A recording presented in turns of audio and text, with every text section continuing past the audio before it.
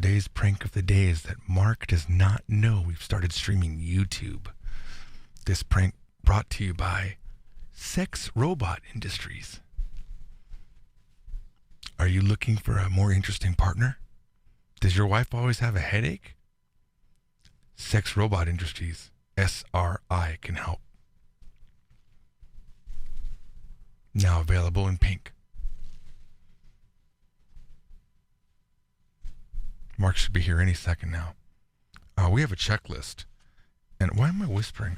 As if Mark could hear me. Hang on, Bray. Let me just shut my door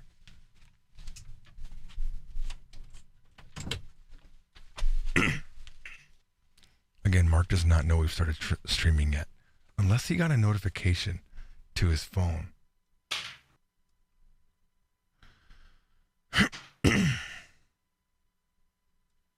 Yeah, we have a checklist, and number 8 on that checklist is, do you have to piss?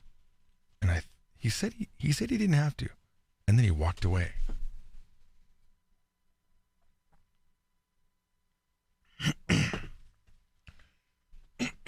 We'll be starting in about 3 minutes officially.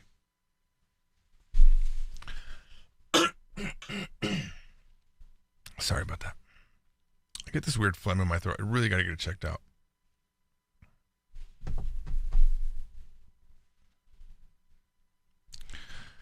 This reminds me of like when my wife goes to the supermarket with me. We load all the stuff up on the supermarket, on the counter there, on the, the register area. And then my wife goes, I'll be right back. And then you're like, oh my God, we're getting ready to be the next in line. Where are you? You know she's going to get something new. We're 2 minutes away from an actual official live stream. And it's very important that we start at 12 because that's the no agenda live stream. Here he comes. Dude, are you cutting it close enough? Sorry? Cutting it a little bit close, aren't you? Yeah. Dude, we have 2 minutes. All right, I'm going to start the YouTube stream now. All right, welcome YouTube. We have started. We're getting ready to start the official No Agenda stream. On No Agenda, right? Shortly. Is that how that works? Mm-hmm. As if I know anything. You see how that works? I don't see how that works, actually. Could you show me? We need a Jamie. Who's Jamie? Joe Rogan has a Jamie. Jamie, can you start up that clip? Oh, okay. Yeah, that'd be kind of cool. Melanie, can you send us a really everyone. cool German pronunciation? We are sending audio live to the No Agenda stream. Hi, everyone. Hey, everyone. We're 1 minute out. Apparently so. I will send out tweets and toots. Tweets and toots. Tweets and toots. Sounds accurate to me. I made a new website, markandgeorgeshow.com/live. Oh. How's that different from... Oh, wait.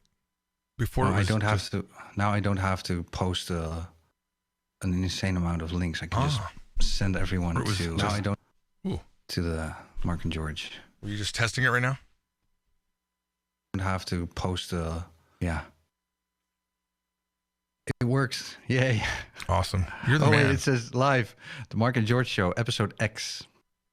Let me fix that, and then we can start it. We're not even on number 10 yet. We could call it Nope. X if we wanted to. If it was the 10th, but this is the 8th. This is VIII.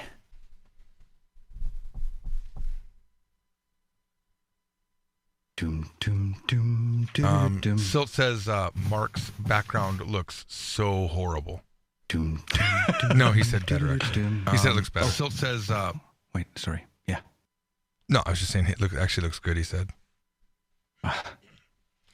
Well, you guys know that Mark moved into this I'm in my mountain. British castle. Yeah, he moved into a castle up in the British mountains.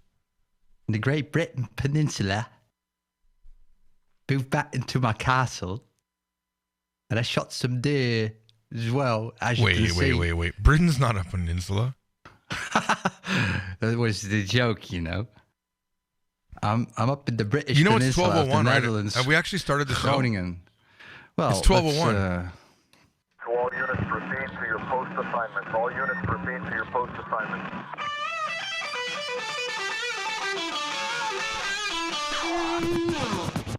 George Trombley, Mark van Dijk, Mark and George Show. It is Tuesday, February 12th. My name is Mark van Dijk, and I say welcome to another Mark and George Show. Hey, George. Hey, everyone. It's, as always, the exact same weather it is every single day in Las Vegas. No clouds. Hot and sunny? Hot and sunny. Well, it's not really hot. Hot and sunny. It's at least sunny. What's the temperature? Temperature is 45 degrees Fahrenheit. I don't know what that is in Celsius. I always forget. I think that's like about 6 degrees Celsius. Ooh, it's coat weather. It's not too bad, but it's not great either. No, I went hiking yesterday up in a area called Valley of Fire. Look that up on the internet for those of you. It's really, really beautiful red rocks. Wasn't that bad? Did you wear shorts? No, I was wearing long pants. No, I have these really stretchy jean pants that I wear that I really appreciate because you know how your weight kind of fluctuates, and some days you're fat and sometimes you're not. You know, so I have these pants that look like jeans, but they're extremely flexible, so it's kind of nice. I see. Yeah, I wish I had shirts like. Oh shit! Speaking of shirts, my button just popped off on the top. Unisize. Yeah, when are we gonna get stretchy shirts with buttons? That's what I want. Yeah. Well, it's so fun. Sounds like an idea up for grabs. Yeah. Mark and George merchandise coming soon. Starting with stretch shirts with buttons, spandex. I suppose it's important to say, you know, because we're only on our 8th show, but I suppose it's important to say, to remind everybody, we consider what we're doing right now as beta, which means we're trying a variety of different things. And I would really be really embarrassed if you guys ever heard how I am before the stream starts. Am I right, Mark? And it's funny because Mark's not even ready to say anything. Sorry, there was a bit of a bandwidth jitter here. Oh, was there? I don't know exactly what's going on, but there's the curse of streaming, which I've noticed with other podcasts who are streaming live too as well. That as soon as you start, you know, hitting that record button, hitting the stream button, and then all sorts of things are starting to go really awry, as they say. Yeah, I don't know. I tried to install a bandwidth meter. Turns out the bandwidth meter took up too much bandwidth. It took up too much bandwidth. There you go. And yeah, I don't know. Well, as I was saying, these are the beta the beta streams. And we educate you on the skill of podcasting. I was trying to get Mark to tell everybody how George gets sometimes before the stream. Mm-hmm. Well, might be better suitable for, you know, private conversations, a topic like that. I'm a complete piece of shit in the beginning of the stream. Oh, you get nervous. I get weird. I don't get. I get. Maybe it is nerves, but you get nervous, and your main go-to sentence is "shut the up." Well, here's my impression. Wait! Shut the up! I'm trying to do something here. It's like I'm prepping, and this is Mark going, "Oh, this looks good. Oh, that looks good. Oh, this is great. Oh, this is great." And then he goes. He's making sounds, and I'm like, "Would you shut the fuck up? I'm prepping for the show." Always trying to push his buttons because I know how George gets. Oh, so you want to know why I tried to install a bandwidth meter? I know why. Are you trying to tell nice? Are you trying to tell everybody? Then you have to say, well, no, why? Oh yeah. Please. Hang on, do that again. Let's start that over. And take 2 on this beta. Okay, we'll cut this out in post. Oh, we're gonna cut this out completely. Yeah, go ahead. It's totally cut out. It's gone, guys. So, by the way, you might want to turn your head. Sorry, you might want to turn your headphones down. I am coming back into the into your mic. I think just a little bit. There we go. Are you coming into my mic? What? Anyway, do you want to know why? I mean, I said so. Hell, was that a sexual joke from you, Mark? What the hell's happening? Yeah, it's very uncommon, but you know, I said so in this fourth episode of the Mark and George Show. I need to lighten up. Well, hey, guess what? This is me lightening up. Okay, you were still on the alcohol-free beer though, so nice. No changes there. So the reason I'm installing a bandwidth meter is because I am trying to measure the bandwidth I am using right now, which is unsuccessful, by the way. even as a sysadmin with zero Windows experience, so I don't know how to get the bandwidth meter installed, and I wanted to do it like 10 minutes before the show. Anyway, the plan for me is, because as everyone probably knows by now, I'm streaming from home at a rather late time, I mean. A time when my boy is already asleep, and even the missus wants to get some shut-eye soon. So I want to move outside of the house into an office, and I found a place, and it looks really nice. It does. It looks really great. Yeah, he showed you the pictures. It's 20 square meters. I have no idea what that is in feet and inches. So we might basically have to rely on 1 meter. You just think of it as 3 feet, basically, and that works. So you have 36 square feet. Wait, 30s. 60. Wait, yeah, 60. I'm sorry. Leave it in the comments, people. We don't learn a lot of math here in America. We're too busy to calculate here on the Mark and George Well, show. in America, we're too busy making money and being the biggest, best country on earth. Yeah, and who needs math when you make money, right? We just pay the Chinese to do that. Anyway, I found an office space. I might relocate to there. I'm not really sure yet because, well, apparently I can only get ADSL over there, and our ADSL is. I haven't heard that word since crappy. 1952. Yeah, these are the two choices you have in most of the country. It's ADSL, which is slow, or you get cable, which is really fast. And in some areas, but not a lot, you have fiber internet. But the deployment of that is really, really slow. So who knows? Maybe in the next show or the show after that, I will be streaming from an office. Yeah, that might be nice. That I am going to rent especially for this show. So we might want to think about getting some donations. Did you hear that? People like this stuff because it's starting to cost me real money. Did you hear that clip Donald Trump was talking about the Netherlands? He said something about shithole countries. I don't know. Did you hear that? I think. No, do you have it? No, he was referring to the Netherlands. I'm pretty sure, right?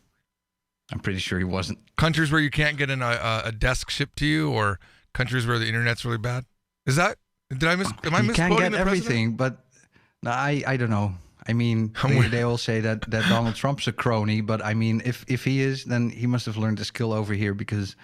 I mean, seriously, the government.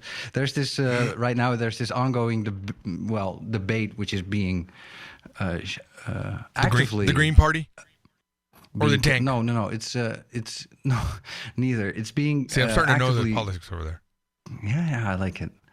Actively being held under wraps by one of our ministers is a debate about money that politicians get when they leave politics.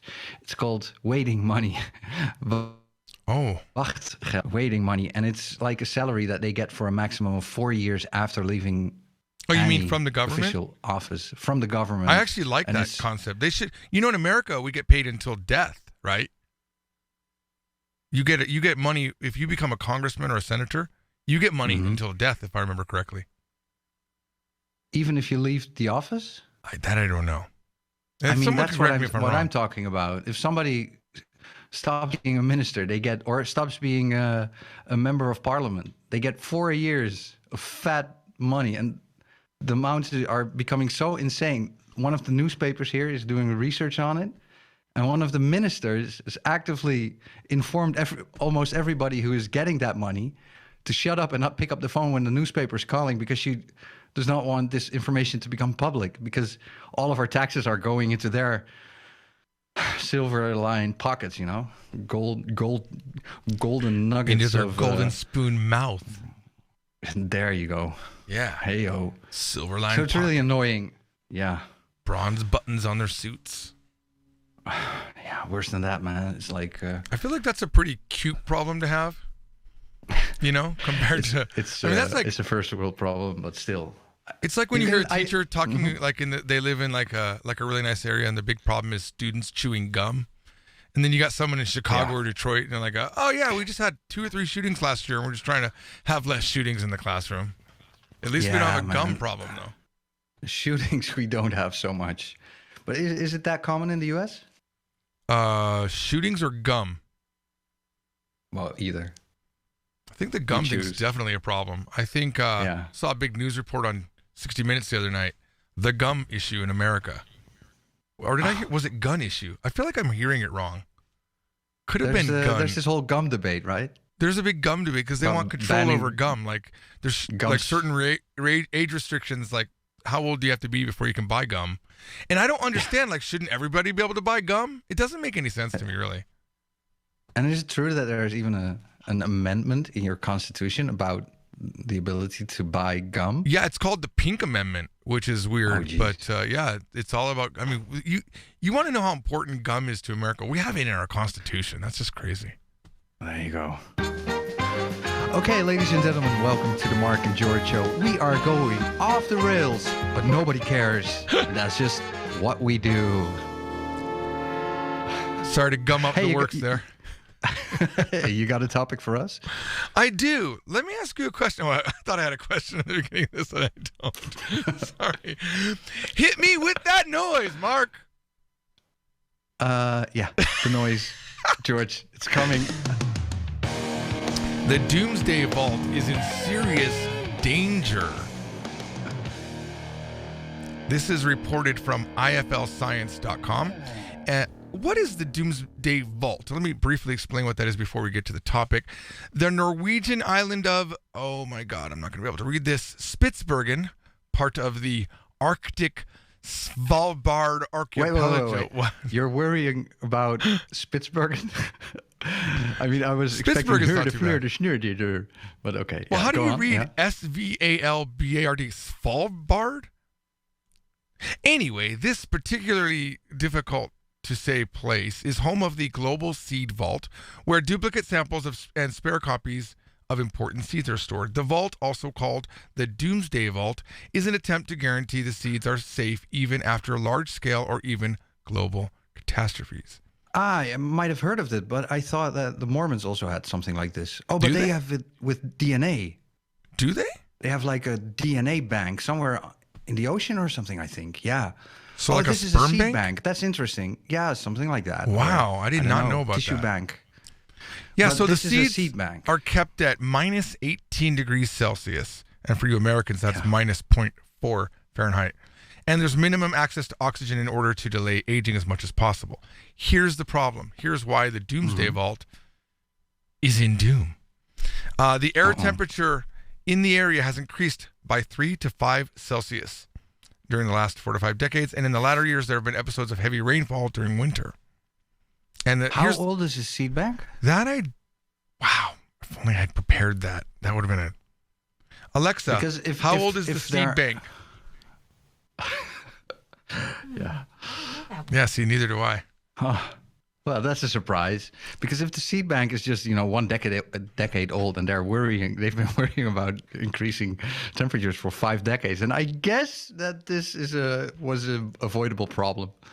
Yeah, so here's the problem, right? So they built it in this, extremely cold area, which is nice, and it's built on permafrost.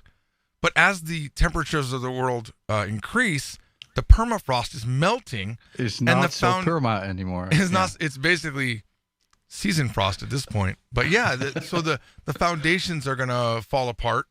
The solid ground around the facility is turning into like this kind of muddy mush. Now, in this article, they threw in this line that I just now realized that, by the way, I'm still coming back through you, by the way. I'm not sure why. Nice. Anyway, they throw this line in that I thought was pretty interesting. Like they said, which will turn the solid ground around the facility into mush, likely liberating more methane and carbon dioxide currently frozen in the soil. I don't know what that has to do with us losing our seed bank, except that they're kind of pushing off this global climate change type thing. But before we talk about climate change, I have one thought when I read this, and maybe you had the same thought. You would think they would have thought to put the Doomsday Vault, number one, in a place that would be okay with temperatures changing, number one. Number two, shouldn't we have more than one? Like right now, is there no redundancy for the Doomsday Vault? Does that make any sense at all? These are the questions we need to ask ourselves. Really? Are you sucking a mint right now? Yeah, I am sorry. Nice. I'm still quitting smoking, and this is a nicotine thing. Let's add this to our biological checklist before the show. Do you need a mint? And then the other thought I had about this Doomsday Vault, which I think would be really amazing. Why wouldn't we put one on the moon? Wouldn't that be accidentally swallowed? Did you just swallow it? Well, there you go. Yeah.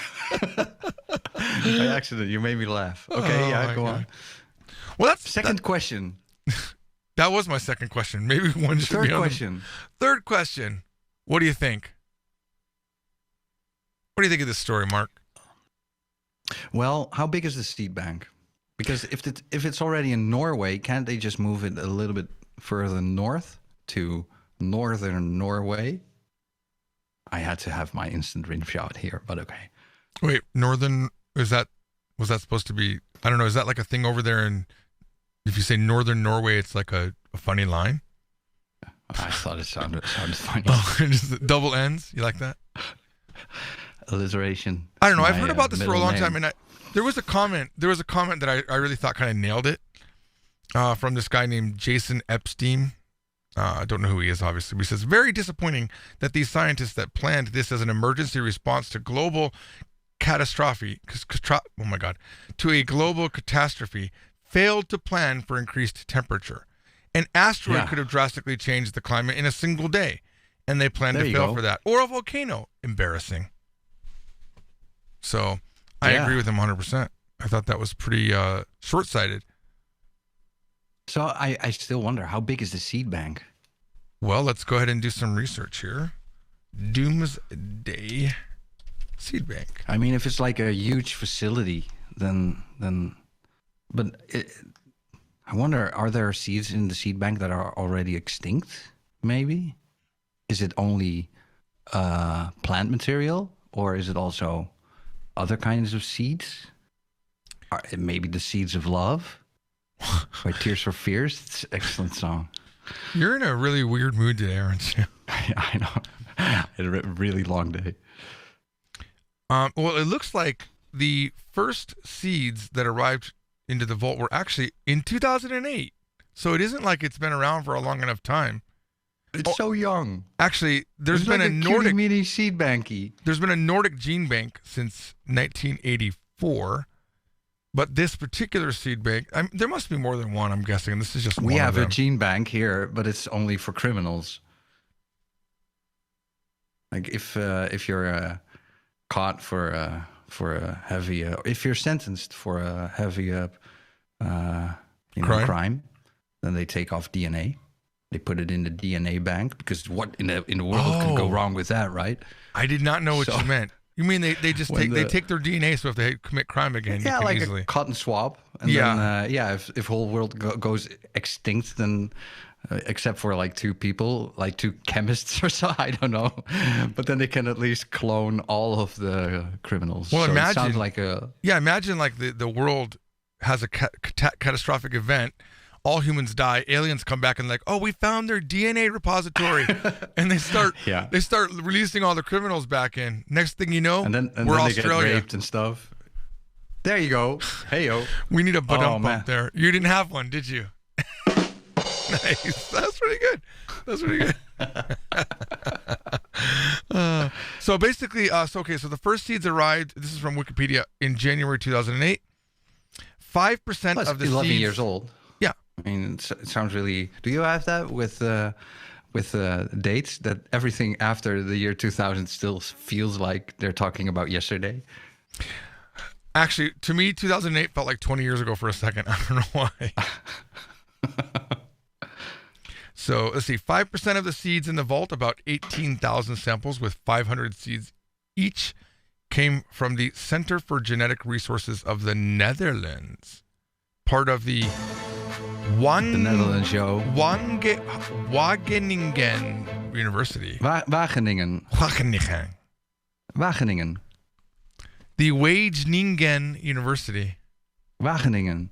Hey, you'll have to put up with this stuff, and it's always so funny to hear an American talk Dutch. Yeah, it's Dutch is just a lot of like throat clearing, like a lot of like in your. We've got the R and the G, and they are both close. How Like how would you say George in Dutch?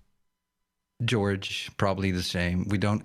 I guess the Dutch version of George is Sjors. George. Sjors. Oh, that's how your son says it. Nice.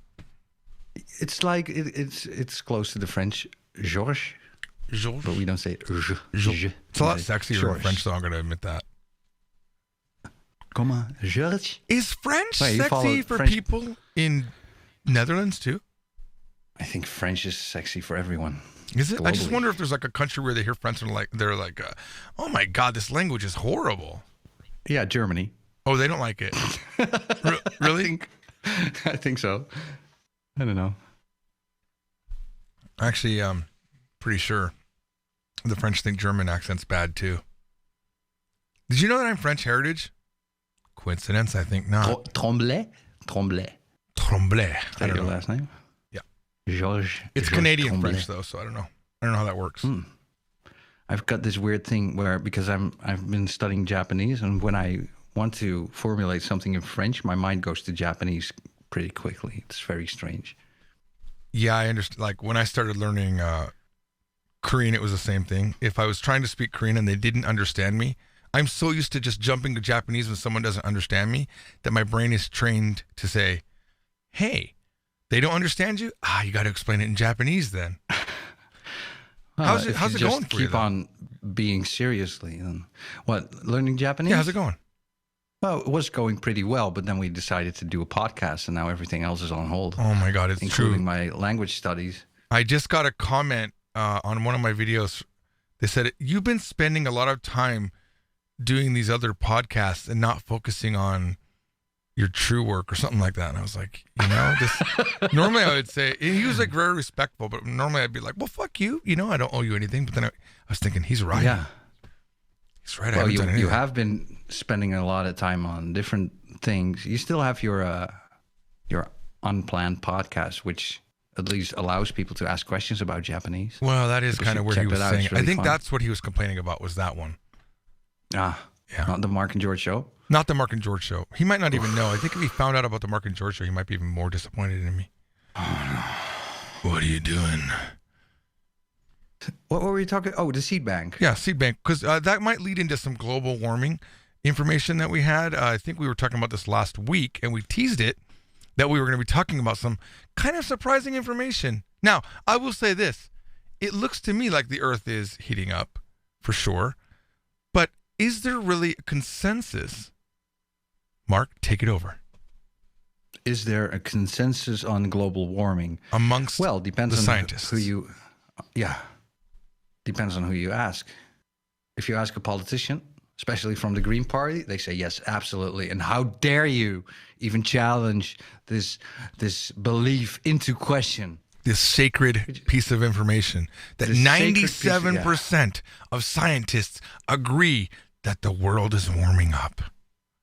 Right. Well, as it turned out, and as we discovered via someone who posted this on our No Agenda Mastodon, which is like Twitter, but better, in my opinion, those numbers, especially the 97% claim, is not what it seems. Do you have the text in front of you? Because I Me? need to look it up. I have nothing in front of me, for the record. Okay, let me just quickly go there. There was a book, though, that was referenced, and you had sent me some information. I thought you had it in front of you. That's why I sent it off to you. I apologize. I had, Ah, and then I lost it. well, basically, the summary is this. Those numbers are completely bogus, and I think once you get to that part in the book, which you're going to be reading here in a second, you'll see that it's been taken for granted that 97%, like that's been treated as pure fact that 90%, and I've quoted it myself saying, well, if it's said all the time on the news, 97% of scientists agree, I'm like, well, gosh, it must be true. But So- apparently it's not. No, here's the text. And this is from a book, which I will refer to in the show notes. In 2014, UN lead author Richard Toll explained his devastating research into the 97% claim. One of the most cited sources for the claim was a study by Australian researcher John Cook, who analyzed the abstracts of 11,944 peer-reviewed papers on climate change published between 1991 and 2011. Cook and his team evaluated what positions the paper took on mankind's influence on the climate and claimed, among abstracts, this quote, among abstracts expressing a position on AGW, 97.1% endorsed the consensus position that humans are causing global warming, end quote. The 97% number took off. This 97% claim was despite the fact that 66.4% of the study's abstracts, here it comes, quote, expressed no position on AGW, end quote, at all. I'm sorry, AGW is, what's the A part of global? Advanced global warming, I think, yeah. I'm sorry. Quote, the 97% estimate is bandied about by basically everybody. I had a close look at what this study really did, and as far as I can see, this estimate just crumbles when you touch it. None of the statements in the paper are supported by the data that is actually in the paper, end quote, Toll said. Quote, but this 97% is essentially pulled from thin air. It is not based on any credible research whatsoever, end quote. Toll's research found that only 64 papers out of nearly 12,000 actually supported the alleged consensus. Toll published his research debunking the 97% claim in the journal Energy Policy. I just got some new information on this 97%. Those same scientists actually thought it was a good idea to put a doomsday vault in a non-permanent permafrost location. Ah, there you go. The same guys. It was planted. Yeah, so it looks to me like that 97%, it might, wow. I wonder what percentage of the reports that talked about AGW agreed that it was happening. I wonder if that's where that, I'm wondering where that 97% even comes from, is it completely just manufactured? Well, it's essentially pulled out from thin air. It's not based on any credible research whatsoever, to repeat. And this thing goes on to say that meteorologist Anthony Watts summed up Toll's research, debunking Cook's claims. He says the 90% consensus among scientists is not just impossible to reproduce, since Cook is withholding data, but a veritable statistical train wreck rife with bias, classification errors, poor data quality, and inconsistencies in the rating process, according to Anthony Watts, meteorologist. Now, I have a little bit more I can read from this. How shocking is that, though? That's literally the definition of fake news. I mean, it really is. Well, it is. And the thing is, this is essentially what's wrong with journalism. Journalism is nothing more than an echo chamber at this point. They all sit with each other in their own information bubbles, and they only repeat each other. They block everyone who has a different opinion, and they just repeat what somebody else is saying in their same bubble. So no information from outside reaches them, and if information from outside of their bubble reaches them, they quickly discard it because it doesn't, conform to their own paradigm. And this is furthered by, of course, the media outlets who also keep repeating the same thing over and over again. The journalist very smugly will talk with somebody, treat them extremely hostile if they don't believe in global warming. And yes. They use this, they throw this fact back in their face that, and this is 97% believe, that of scientists believe. And how do you respond to that? And unfortunately, the guy that they're talking to doesn't know that this data is maybe flawed. Exactly. Here's another quote. As Monckton explained, don't really know who this is, but it's also from the same book. They had themselves only marked 64 out of 11,944 of the papers as representing that view of the consensus. And that is not 97.1%, that's 0.5%. There is no consensus. The 97% claim is fiction. 97% was a figure that was arrived at many years ago by the people who've pushed this agenda, according to Monckton. We have a comment. And then they realized that they needed some sort of support for it. Right. We have a comment. from Danny in the live stream. He says, I apologize beforehand, but I think if you believe man-made climate change is not real, it's either a sign of stupidity or misinformation. Okay, well, stupidity. Bye. If Wait, you're too... Wait, if were you're you just too lazy just missing it and not even listening to this stuff that we are reading here right now, then, I mean... Now, hang call on, it Mark. all off as bullshit. Let's take the other Then side, though. It's possible that this data is flawed, but it doesn't mean that it's not true.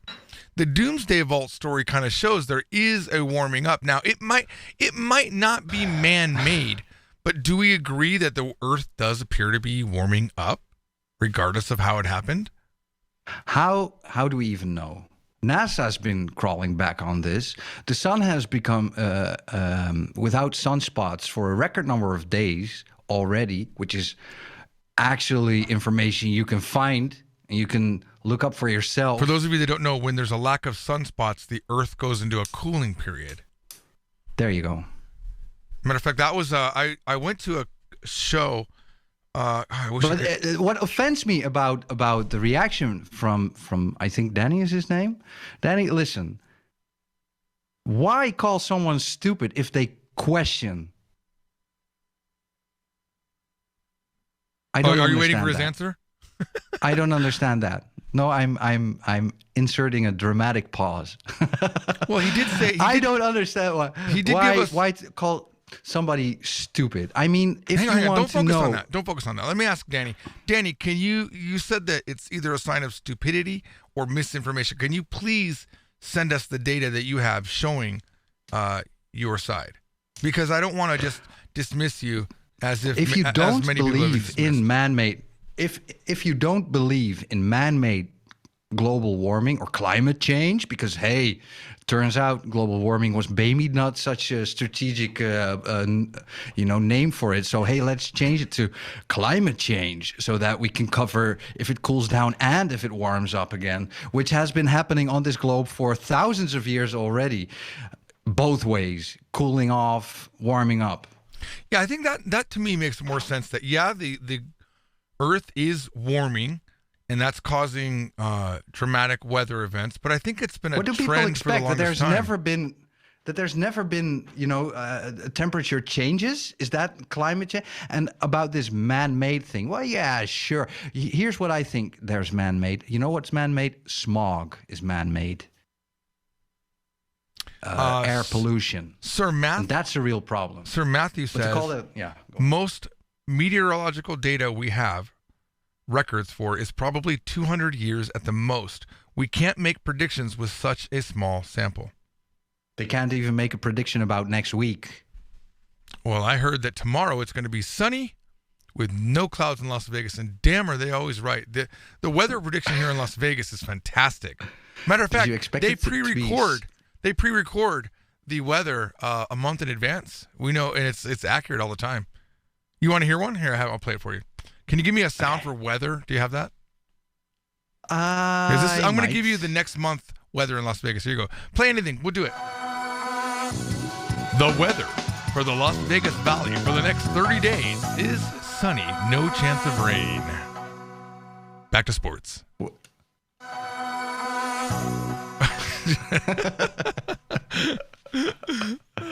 Yay. All of those sound effects. Oh, man, I was really triggered by that one. You were. Thanks, Danny.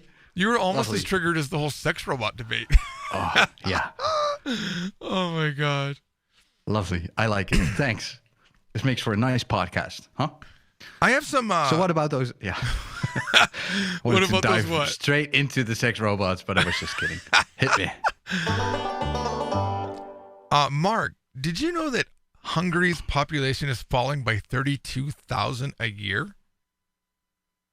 Falling? Yeah. Why? Declining?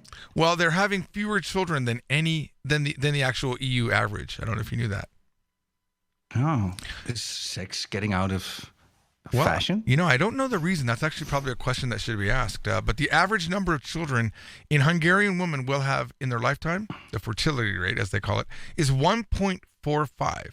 And that's below the EU average of 1.58. Can you hit me with that sound? Not that one. Can you hit me with the here's a new topic sound? Oh, no, but of course. But before we do a new topic, No. This is the topic. I'm going to now read the headline. Hungary tries for baby boom with tax breaks and loan forgiveness. See, I was trying to bring in some little bit of facts, and then we would hit us up with the topic. Okay. Well, right. So Hungary's going to try to have a baby boom with tax breaks and loan forgiveness. This is a story from the BBC, and I'll give you a little bit of information, then we can go ahead and talk about it. Ooh, from the BBC, I've got one for that one as well. Hungary tries for baby rates boom. declining. Oh, nice. Wait, let me try that with an English accent. Go ahead and do it again. Hungary tries for a baby boom. God damn it, that was Australia. Oh, God. Let's just move on. Hungary baby rate declining. Are you hungry for babies? Well, hit me with this one. Come on, George. Oh, okay. A Hungarian woman with 4 children or more will be exempted for life from paying income tax. The Prime Minister has said, unveiling plans designed to boost the number of babies being born. How crazy is that? I see no problems with that at all. You don't? Cynical emoji. Of course I do. Now, hang on. Let's make children not care about them, but just never pay taxes again. Well, I mean, it is significant support if you don't have to pay income tax. But here's my question on that one. You want to put all juice chilled with me? How much income can you have if you've got to take care of 4 children? Think about that. Well, yeah. What kind of job is that? What kind? Hungarian women with 4 children are not going to be working. It's kind of a. It's a pretty conservative, traditional country. I think where males make money. Right, and this didn't Japan also try to do something to increase birth rate? Oh, well, no, Japan is. No, I can't give you specifics, but Japan is very, very aggressively trying to increase the birth rate because they've also. Now, Japan. To get people into Japanese. Yeah, Japanese. Now, what can we do to get some babies in Japanese over there? We got to get more babies up here in Japan. I don't know why I got a southern accent, but that's just because I wanted to say Japanese. Thank you very much. I'll be here all week. Japan has also had a dropping population, and I actually saw a really cool news article once that said Japan will actually have no population, and they gave some sort of future date, and I thought, wow, Japan's disappearing. That's kind of an interesting thing. But here's the problem. Yeah. Here's why they're doing this, because they don't... In Hungary, they don't want to let Muslims immigrate. And this is one of the ways that they're trying to fix it, by having more Hungarian babies. That's actually quoted, apparently, by one of the right-wing National Party members. If we don't want this country to be run over by immigrants, we need to create more children of our own. Is that a That's way the concept. And I actually think, let me ask you, here's my question on this. Is this a great idea or the greatest idea? That's the question. Right? Because if you don't want, if the country as a whole doesn't want immigrants, let's say that that's the consensus, but you need more people, you got to have more babies. It seems like a great solution. As racist as it might be. You know what I mean? There's also, I don't know if it's racist to want your own culture to keep existing. Why is that racist? But there's also an economic problem if the population declines. I heard that Taiwan is fighting the economic problems by giving people subsidies for buying electric equipment. Did I hear this from you? Vibrators? I'm not sure. Well, I think more like televisions. Oh. Yeah, like they. Why did I go to? People, I'm really come stuck on the sex robot thing, aren't I? Because that's really the first form of it, isn't it? That's you, man. But well, the way you said it, I thought you were trying to be coy with the topic. I did. You say electrical appliances. I thought you meant. We still don't know everything about each other, including our humor. I didn't know you were into those sort of things. No, it's in Taiwan. If you people who wanted to buy like televisions were told to come back next week, because from next week that would be this week probably, they would get subsidies on electric equipment to keep the economy rolling, essentially. So if you want to buy a new television, you actually have the state sponsor you. How weird is that? And probably there's a similar reason in Hungary that, okay, we have this policy that we are limiting the amount of non-European immigrants pretty harshly. So if we still want to maintain numbers, and if we don't want the population, the younger population to decline more and more, then we'll have to do something. So here's essentially making babies. I mean, we do have tax breaks in subsidy. America, for example, for children, but I don't think it's enough incentive to have 4 children. I mean, having 4 children is crazy. We It have really is child crazy. support here, and it increases with every child. Wow. Well, as part of the measures, young couples will be offered interest-free loans of 10 million forint, whatever that is, which is 27,400 pounds or 36,000 US dollars. Ooh, That's on I believe on the yeah. And once they have had their 3rd child, that loan gets canceled. Oh, So think about that. Well, You're a young that's- couple. You need some money. stimulating. Here's $36,000. If you don't want to pay that loan, you bust out that 3rd baby. Yeah. Wow. There will be so much pizza delivery guys there. So much pizza delivery guys there. Lorry drivers. Struggling to figure out what you meant. What does that mean, Mark? Is that one of those Dutch jokes? Okay. No, Are no, pizza it's, drivers- actually, it's a cheap reference to a Bill Hicks joke. Credit where credit's due. Do you know Bill Hicks? I do. Met him personally Yeah. many times. Like making babies, and yeah, he has this skit about pushing out another baby. Oh, here's our son, Pizza Delivery Boy Jr. Oh, here's his brother, Lorry Driver Jr. Something like that. I don't know. It's about white trash getting children. Let's see if this is it. Hang on. Sure. Yeah, no problem. I mean, we're just Here we go. doing a live stream here. Yeah, here it is. Well, hey, it was kind of on the... Is this copyrighted material? 100%. Are we going to get Here is my final copy point. striked? Drugs, alcohol, pornography, whatever that is. What business is it of yours as long as I don't harm another human being? What business is it of yours what I buy, read, see, or do to myself? What business is it of yours?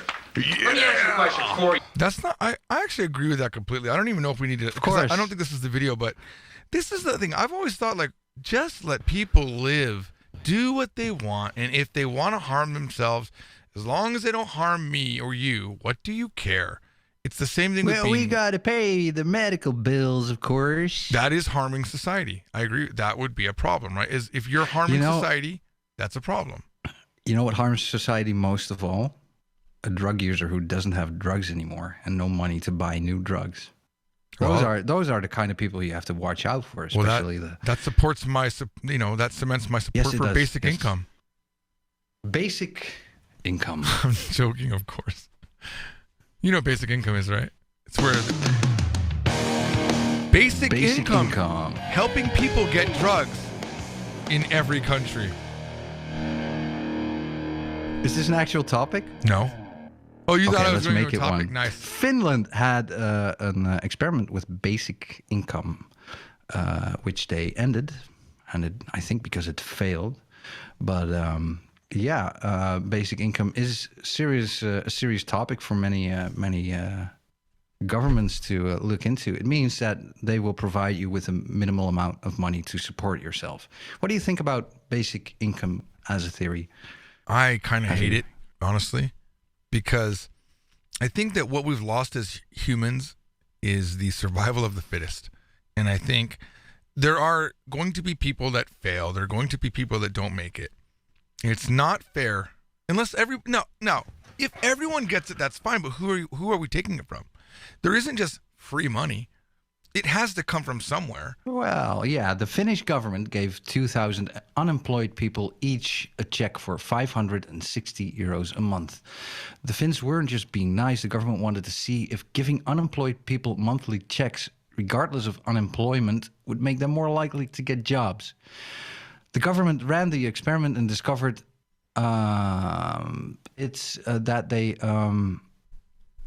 we're no more or less likely to get jobs than other employed people. This has a lot of people shrugging their shoulders and going, well, guess that didn't work. In many places, especially the U.S., this snarky writer coughs. Cough. The U.S. cough. In many places, there's a long-running idea that if the government gives people money, they don't bother to work. But the Finnish government just handed out a bunch of money. If you believe in people intentionally lazing around without trying to get jobs, you'd think Finns receiving monthly checks would be less likely to get jobs than other unemployed people. But they weren't. Giving out universal basic income didn't affect job prospects one way or another. So giving people free money doesn't seem to encourage them to stay unemployed. I just think the bigger problem is, where do you get the money from? I hate that I read this article because now I have to put this in the show notes and it's not the best one. So I apologize, people, but this is what we'll have to deal with. I think what I really liked it when I read Atlas Shrugged was the whole concept that, if I'm not going to be able to get paid for using my brain, then I'm putting my brain on strike. And I love that concept that, is it really so evil to make a lot of money using your brain? Why must my efforts be taken away? I really, really don't understand that concept. I have two friends, I lightly call friends, who have been on welfare forever. They are completely Amigos. worthless. Sorry? They are amigos. Oh, nice segue. My tomodachis, my chingu, my pangyo. Can we say it in other languages? Yeah, but I have these friends, and they live off of the government, and they also, Mark, cheat the government. They further cheat the government they live in do you know what Section 8 is? No. So Section 8 is a part of the welfare law, I guess, that gives money for people to live in an apartment. So they're in Section 8 housing, which means other people there are also on Section 8. Mm-hmm. And they are cheating the system by saying, because there's also subsidies for helping people work that have children.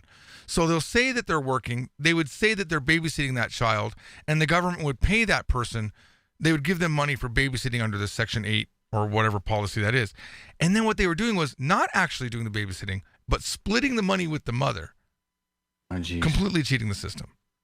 Yeah. And it's so those starts people with that the people really lying, make though. me not want to help anybody, honestly. Imagine if you were actually hungry or starving or didn't have a place to live. Don't you hungry. think you would work harder? Don't you think, speaking of hungry, did you know that babies, no, wrong story, sorry. Depends on self-worth. There are people who say, well, I don't have myself in high regards. Why should I work? I can just hold up a cup and ask people for money. I don't know. I work too hard to give away this money. I really do. And it's a struggle, and I make decisions every day. I hire people.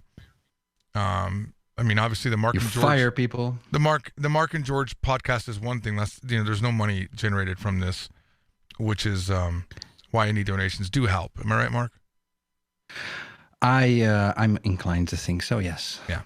This is a passion thing that we're doing. But the other work that I do, which does generate income, I would hate to have to give it away to someone that is sitting on their ass all day not doing anything. How do we get to this topic? What happened? Basic income. Oh, basic income, yeah. So yeah, I have mixed feelings on basic income. I'm totally a fan of having a safety net, Mm-hmm. I'm Which sure is you would normal agree. in Western societies. Yeah, and I think do you not agree, Mark, that we should have a safety net? I think it's not necessary for anyone to be poor, but there has to be the safety net is there for people. And right now, it also feels a little bit like people are here to support the safety net. And that's kind of a danger because the number of people working is declining because of, Automation. maybe, Automation is a big part of it. I'm not that worried about. You think so? There's a I don't really know. cool video called. If you have automation, you need coders. I forgot what this video is called. There's a video that basically says it's not going to be the same this time. It's not like when cars happened.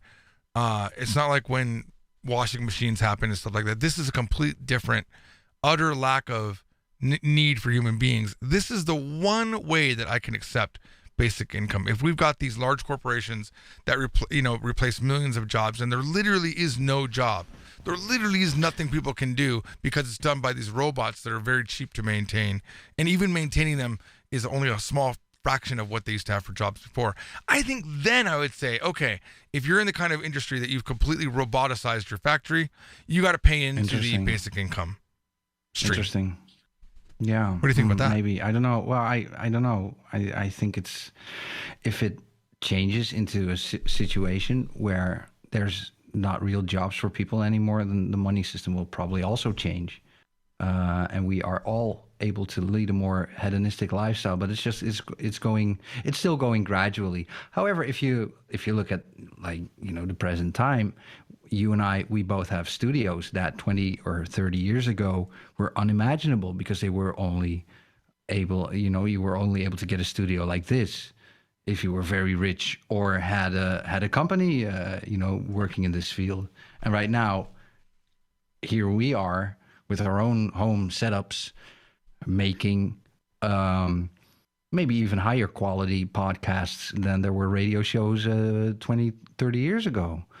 So there is a shift happening, but it's going very gradually, and it means that the money that used to be, or the tools that used to be, beholden to a small amount of people, seems to be coming down to a large amount. I mean, if you look at, for example, and again, if you look, for example, at Twitch, the amount of people who are using really high quality microphones, like the ones we are using, the Shure SM7B.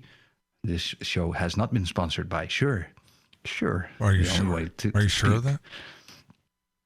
But it's true, right? Right now, people are using microphones that were also, like 15 years ago, only used by big studios. It seems that all of the stuff that has been for the elites is slowly raining down to the rest of us. So I was thinking, like if we look far into the future, then maybe the billionaire lifestyle people are dreaming of right now will also be something that we all will be able to get one way or another. And there will just be so much abundance everywhere. I mean, just imagine kind of if someone like George, what's his name? Bezos, not George Bezos. Jeff George Bezos. Trombley Bezos, Jeff Bezos. Or as Trump likes to call him, Jeff Bozo.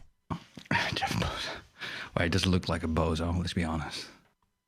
The face of the guy. Anyway, if only his money would go back into the economy, it's like, how much billion?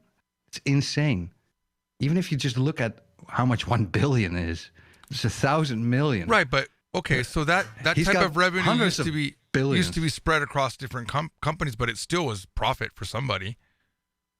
I mean, yeah, and it's been should we make it? Thin air, should we make course. it illegal for him to make the amount of money? Should we put caps on the amount of money that he makes? In my opinion, no. I am not against anyone earning a lot of money. I don't feel happy about people earning little money, but now, how would you feel if he did that without providing any jobs at all? If he found a way to completely roboticize his entire production, shipping, everything, even the airplanes he flew. How would you feel then about him having, probably at that point would account to $1 trillion of profit? Well, I would still try not to hold it like, be jealous of him or something. Well, it's not about jealousy. It's about then when there would have been millions of people working. Now his brains have come up with a way so that no people work. Of course, his business would fail because no one could afford anything. But don't you feel like then it would make sense to maybe pull a certain amount of that through taxes to create that basic income? I'm just trying to be devil's advocate here. I'm not sure which is the right way to go. I don't know. What's your take? I don't know. I think what you were trying to say earlier, and I agree, is that everything that we're like, the majority of jobs that exist nowadays weren't even fathomable, 20 years ago. And I think that's kind of what you were leading to, is that, whatever people are studying in college right now isn't probably going to be the job that they do 20 years from now, because who knew the internet was going to be around? Who knew mobile phones was going to be around? We really didn't know. Now, if we go to Mars, for example, and we start colonizing the moon, I guarantee you there's work. there's going to be a lot of work, and maybe some people have to go off world to get that work. But that's what happens with the human race, right? Or maybe we become artists. I think so, yes. You know, or everyone becomes a podcaster with their small stream of Patreons paying for them, you know? Mm-hmm. Yeah. I mean, and even podcast creators support other podcasts as well. True. I know, for example, Adam Curry has a big podcast called No Agenda, where we can graciously stream on their server. I know for a fact he also supports other podcast creators. So it's it's not like if you earn money, you don't spend money on others. I mean, same for me. I support other people making content as well. And even myself, too, I supported people that directly contradicted my way of teaching Japanese, but I thought what they were doing was amazing, so I supported them. So yeah, I think you're absolutely right. Cool. I think that's really cool. I stopped supporting them, for the record, because it was stressing me out. But for a while, I was giving one guy $100 a month. Oh wow! Just because I think he really was nailing his content, and it's so rare to find someone that's amazing, and this guy was amazing. I thought he was really amazing, and I like to support that. Oh, yeah. It gives you a nice feeling to help somebody grow the way they produce. Well, it also makes it hard for them to talk shit about you, doesn't it? Nice. Ah, there you go.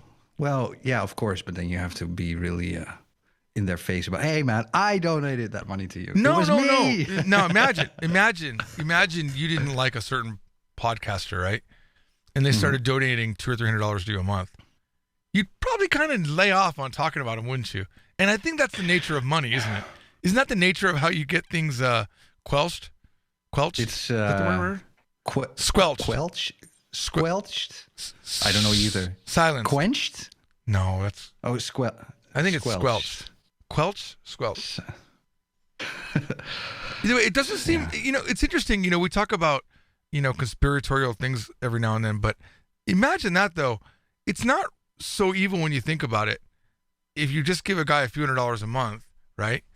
And that person self-edits themselves and doesn't talk about you because that money is important to them.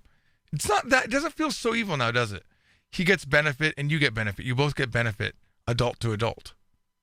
Well, it's more of a conscious decision than if you get upright a sponsor. What I'm starting to get really annoyed by is, content creators who start off or finish their podcast. Before we go, here's just another word. Hey, I've been supported by this shaving company. So Dollar Shave. Yeah, I think it is. It is watching irritating. It's Leon very, Lush. but Leon Lush. Yeah, yeah, exactly. I love Leon Lush. Great podcast. He really is a great YouTuber, by the way. Yeah, he is. Yeah, really. He just hit 1 million clips. He did. Yeah, I really love that guy. At first, I thought he was just like a slight different version of PewDiePie, but I kind of like what he does. I like his face. I will add it to the show notes. Yeah, me too. And he's got really funny humor as well. But yeah, I mean, in one of those, and I said, again. But think about it. Let me ask you a question, Mark. An honest question, Mark. What if we got offered $50,000 to do 20 spots for Dollar Shave Club? You don't think we'd do it? It's not like they're a political organization that's always in the news. You know what I mean? There would still be a demand for me to do it in my own way. So if they'd say, well, this is what you have to read, or this is when you need to put it in your show, then well, what if it was you have to do it in the first 10 minutes of the broadcast? Because they've looked at our stats and they know that most people drop out after so much time. Yeah, maybe I'll just get a razor cut on one of my cheeks. Well, that's how sharp they are, guys. Pay them. I am bleeding profusely from my cheek right now. Thank you, Dollar Shave Club. Was it $1 well spent? You couldn't do that with a much more expensive blade. It feels really unrealistic for a company to be approaching us for $50,000 and 20 or even, for $5,000. Don't you believe in the power of attraction? This thing could blow up. We could have trying to attract that stuff. This could blow up. I don't know how to handle it. We could double our viewership. I want to make a nice podcast for our listeners, and I would ideally just be listener supported. I see. We can give them a nice I like that. incentive. I mean, the way No Agenda does it is, you support the show for $1,000 in one go, or with monthly installments, and then you get knighted to the No Agenda Roundtable. Well, that's a nice concept. I would also like to have like some kind of incentive for some kind of amount. I mean, not in the same way, of course. That's their shtick. But yeah, it's something I do think about, although I think it's too early for that yet. It does feel like this is something that we are both really, really committed to. So I'm not worried about, the continuity of the show. Yeah, we're here for the long run. Yeah. It's going to be a little bit awkward when I'm in Korea for a month, but I think we'll figure it out. We will probably change the times a little bit. Right now, it's your afternoon, and over here, it's evening. It will probably become my afternoon and your evening, because you'll go from -9 to +8. Yeah, so compared to my time zone. It would be 5 a.m. in the morning if we were going to start at the current times for me. Now, it'd be a little bit rough. It's a bit early. I'm just going to bed around that time, so a little bit rough. Maybe a bit moody, even more moody before we start. Let me ask you a I told question. you to shut up before, but right now you really need to shut up, Mark, with your stupid jokes. Get that sound ready, okay? We're not there yet, but I want to move to the next topic here. When do you how easy is it for you to spot fake news or planted news? Hit me with that sound. Mom thinks couple changed tables due to her 3 kids until she's told they had lost a child. I don't know what that little bump up in the end. You were just listening to the song, weren't you? No, I was actually listening to you, but... Okay, this is the headline. Mom thinks couple changed tables due to her 3 kids until she's told they lost a child. I see. Oh, okay. Wow, emotional. Yeah, this is from the Epic Times, and I'll just read the lead on this story. A mom at... Oh, my God, I ruined it. I was trying to be all broadcasty. A mom of 3 had just sat down to eat at a restaurant when the couple seated beside them suddenly asked to change tables, causing her to misunderstand their intentions. However, when she learned the reason, she knew she was too quick in judging others and made up for it by paying their bill. Jeez. And my question is, how is this not a fake planted story? Completely fake and planted. Where would you get all of this information? Yeah. Who's reporting this? The waiter is talking. The couple that had the baby loss is talking. The children. Like, it's so planted. And here's what made me realize. And here, because it says, in a Facebook post on Love What Matters, which is a podcast, which I actually recommend to people learning English, Wadley, I guess that's the reporter, wrote that the woman, quote, held her hand over half of her face like she didn't want to look at us. So much detail. So much detail. It's got to be fake. I mean, I don't think it's fake. I think it's planted. I think it's one of those, I think some sort of media expert got paid by Love What Matters, and they came up with this touching story, because I freaking fell right into it and read it, and I was like, oh, that's just... And I teared up a little bit when I found out that they had lost their child. But normally what would happen is you'd go to the restaurant, the people would move their table, and they go, no, fuck that guy, whatever, fuck them. And you wouldn't think about it. I don't know why you would be getting everyone involved and having interviews. And what do you think? Welcome to the dark side, George. Finally. Oh, come on now. I don't think everything's a conspiracy like you do, Mark. I just think that's pretty shady. Oh, you are starting to. This is Mark. I'm out of tea in this bottle. Certainly someone has stolen it from me. No, that's not me at all, man. It's Big T they put a dimple in the bottom, pushing up the amount of tea so that I don't realize that I'm running out. Dude, seriously? You think that's how I do it? That's how I view the world? Like everything's a conspiracy to get me? It was a slight exaggeration. That's not how I think. But there is, of course, you do have to question motives. And that's something I do. I almost never claim that something is to, get me. I just think people are really selfish, especially companies. What do you think is the? What do you Sorry, I think had to is the? sneeze here. I saw it. It was a very nice use of your cough button there, which I think has was. arrived today for me. Let me ask you, Mark. What do you Uh-huh. think is the biggest conspiracy? Biggest conspiracy? sneezing. Yeah. I was going to When I finish my start- sentence, but I was waiting for you to finish sneezing. What's the Got biggest headphones conspiracy so I can hear you. right now that you think most people would be shocked to find out that you believe is actually true, but is currently considered a conspiracy?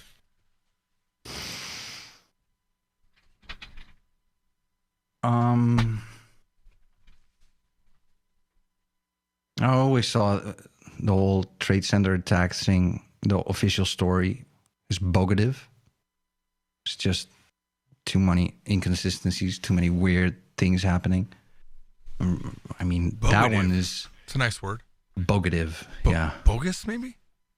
bogative. Yeah, it's probably something I picked up along the way listening to Norwegian, but it's bogative. That one's pretty high up on the list for me.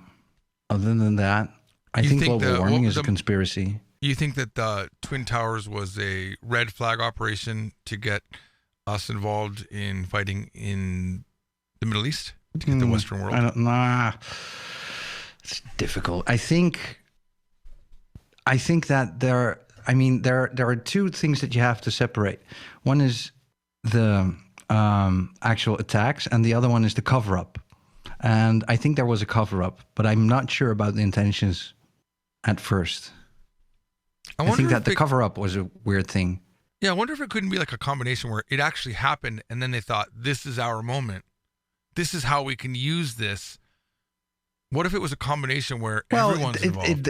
It does feel a bit like that because of how quickly they were to immediately point a finger and create an enemy. That was really quick. Normally, shit doesn't happen quickly like that. But here, immediately, the right people were put at the right place to say, well, it came from there. And that was, that felt like a sleight of hand to me. I want to apologize to those of you watching on the YouTube stream. My button was again unbuttoned and I exposed a part of my stomach, and I apologize for that. I feel like it's a conspiracy from the big button corporations. Yeah, next week, man. This program is sponsored by Stretch blouses with I'm buttons. telling you, man, we need stretch shirts that allow, I still want a classy dress shirt that fits my... I never wear buttoned shirts. Oh, well, You can you're also missing just out. wear T-shirts. I could, but... And cool. Yeah. This is don't wear the hoodie, man. You look like a criminal. Stop. Right, Don't wear right the now hoodie. I'm wearing super dry. Oh, I It's a thought you very super nice, dry. yeah, Is that that's super very dry. nice. super fly. I'm a super dry. but that's so the 911 conspiracy is high up in my list. Do you have a favorite conspiracy? Oh, nice putting me on the spot there. I hadn't thought of it. Let me see. A favorite conspiracy. I mean, you're already very old, so probably JFK, right? Oh, yeah. Thank you. I appreciate that. Yeah. JFK is an interesting one when you think about it. The JFK movie was really well made. Mm-hmm. And actually, there's a book this reminds me. The Real History of America, made by the same guy. I can't remember the name whoever did the JFK movie. He's got a book called The Real History of America. I think you would Are you talking about love the it. Zapruder movie or? No. Hang on. I'm going to look it up because I bought it as an Audible book. So it's going to be in here. I'll just look up history in my search here. This book's really... Give me a second. You can talk while... Oliver Stone. Oliver Stone. Okay. And my final Jeopardy is, what is the untold history of the United States? That is correct. By Oliver Stone. He's the guy that did the JFK movie, but it's actually... Yeah, he also interviewed Putin, which is... Oh, did he? When I really... Yeah, he did a 4-episode interview with Vlad himself, the Pootmeister. Did anything come out of that? interview? It That was a very interesting? interesting interview, but Oliver Stone was he was pretty much destroyed in the media because they thought that he was taking too much of a friendly stance towards Putin. Which is funny because Trump takes a complete friendly stance with Putin, and the media doesn't seem to care. Trump takes friendly stances with everyone, doesn't he? That's He a knows good how question. to play the Does he? game. I don't think Of so. course, He's even called with other Trudeau, people a lot of names. Wait a Yeah, minute. Even okay, with he Trudeau, he does, called but- Canada names too. Yeah, he does. Wait a minute, Mark. He did. Please substantiate what you just said. My understanding is that the only one Trump has never said anything bad about is Putin. Everyone else, no, he calls him Kim shit. Jong Un. Kim Jong Un. That's a good point. No, but even he called him Rocket Man. Even he's even that's right. insulted Kim Jong Un. Well, there's no nickname for Putin yet. That's true. Putting on a front. Come Putting on, on a front. come on. That's an easy one. That's a low-lying fruit for Trump. He could have come up with a name for Putin. Yeah, but I think he's very careful with Putin. Why? For good Why? well, Why is he because so careful with Putin? Don't make the bear angry, the Russian bear. Don't anger the Russian Do bear. you think there's actually footage of Trump getting pissed on by a prostitute in a hotel in Moscow? I really don't. This was smear. So It's all the of same the thing as with conspiracies this. you believe, you don't believe that that's a possibility? No. That was no. I really don't. Because I'll tell you why. If that footage existed, we would have seen it. You don't think so? Not if it was a good way to make Trump do what he's doing. You don't think Trump is completely a Manchurian candidate for Russia? No, not at all. Do you? I think that Trump doesn't care where the money comes from, and it comes from Russia, and that's why he's so okay with Russia. I think Trump What money is comes truly from a Russia? globalist. Which money? Do you not know of Trump's amount of money that came from Russia? Even his son said it, that there was The business no bank was willing to loan any money to Trump. And then all of a sudden they got all this money from Russia back in the day. All of a sudden, they just got money from Russia? That sounds weird. Sounds like there's the way I more said behind it. that story. Yeah, why don't you go and research it and we'll talk about it in the next show. Maybe. Why don't you actually get out of your own Kool-Aided bubble that you talk about? You talk about now. Look, listen. You know me. I voted straight Republican in the last ticket because I don't want Trump to be impeached, and I didn't want the Democrats to take over power. But you got to admit, there's a lot of smoke on this Russia thing, and every time they're hiding a lot, and every time it comes out, they have to end up admitting it. It's pretty fishy. Oh, what did I see today about? It was from CNBC. Let me look it up here. There was a message from CNBC about the Senate Intelligence Committee, which is approaching the end of the investigation into the 2016 election, having uncovered no direct evidence of a conspiracy between the Trump campaign and Russia, according to Democrats and Republicans on the committee. This is from Here's CNBC. the thing. I don't think there is a direct connection. I think it's an indirect connection. We were never going to find a contract signed in blood saying, hey, Vlad, we are going to collude, one Democrat aide said. So that's exactly what probably it's the same point. Yeah, we found something, but you have to connect this dot to that dot, and then that dot to that dot, and then that dot to that dot. And then finally, you might be able, I mean, if you connect me, did you know I'm only 2 dots removed from Michael Jackson? 1 dot. Are we doing Kevin Bacon right now? Are we doing the Kevin? No, I'm serious. I mean, this is... You're 2 dots removed from Michael Jackson. How is that possible? Well, give me the facts. I Mark. mean, I'm connected to Adam Curry. Okay. Adam Curry has interviewed Michael Jackson as an MTV VJ. And that proves what? Boom. Collusion between me and Michael Jackson. I was very young at the time. No. Wait. Stop. Abort joke. You're a smooth criminal, man. That's all I have to say. Hey, you listen to Mark and George. Anyway. Oh, well, I think it's about time you hit me with that sound.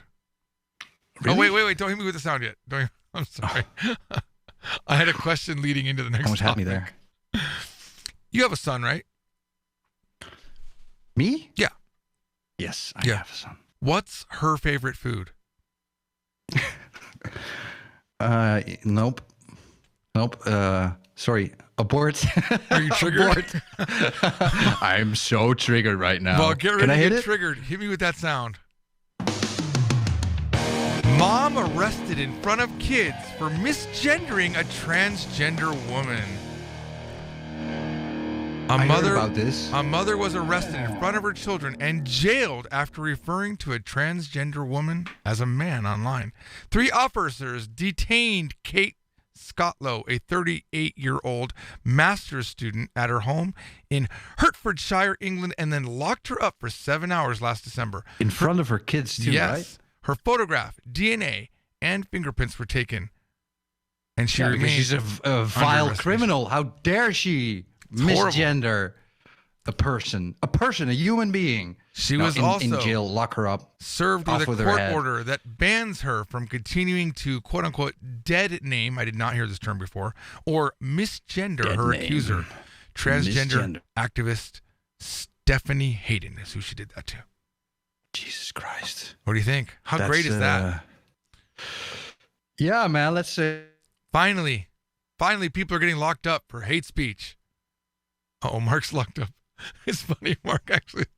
Mark, you're completely gone. You're locked up. I can't hear you in any way. I feel like... Well, guys, you're listening to The George Show. We have lost Mark. Well, when I first heard this, I really got mad. And I remember when I was prepping for it, I could not believe how horrible this particular story was. And my question, as I've been doing in prep for the show, I write questions down at the bottom here. And my question was, what the actual fuck? Because now this is in England. This wouldn't happen in America. And by the way, we are waiting for Mark to come back. Are you back, Mark? No. He'll eventually be back.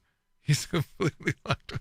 For those of you that are watching us on the YouTube stream, you'll see Mark is completely locked up. At least we made it through an hour and 18 minutes or so of this show. So, this has been something that I didn't used to really think too much about. I honestly am pretty ignorant on the whole, at least I was fairly ignorant on the transgender issue. My daughter, who has told me, even in a public forum, that she's bisexual, did give me a lot of... oh, you're back. Hello. There you go. Yeah. I was just entertaining people on the No Agenda stream while you okay. were entertaining people on the. I heard everything up to that's interesting. up to a certain point, but Yeah, I was saying that, prior, a few years back, I really didn't understand anything about transgender. I did make a transgender man friend. Wait a minute. Yeah, it's always confusing to me. I got a transgender man friend, and I learned that was a lot nearly 5 years in jail, George. almost For got you. 5. Yeah, he was my friend, and he explained to me a lot about the issues, but he was pretty chilled every time we talked about it, so it wasn't a big deal. And I would sometimes accidentally say she or her when referring to him, and it was a problem. But my daughter did explain to me that's a very big no-no to do that. But it shouldn't be against the law. That's bullshit. And you say it will never happen in the U.S.? If it does, I'm moving to England. Because God damn it, England's already got the same problem. Yeah, no, you have It to won't move happen. to, It won't happen in the United States. I don't think it will. I hope not. I mean, it's so far outside of my. I don't even know what to say. It's words. And I had a friend who I learned to know as a guy when I was I was young. I was 16 years old, I think, or something.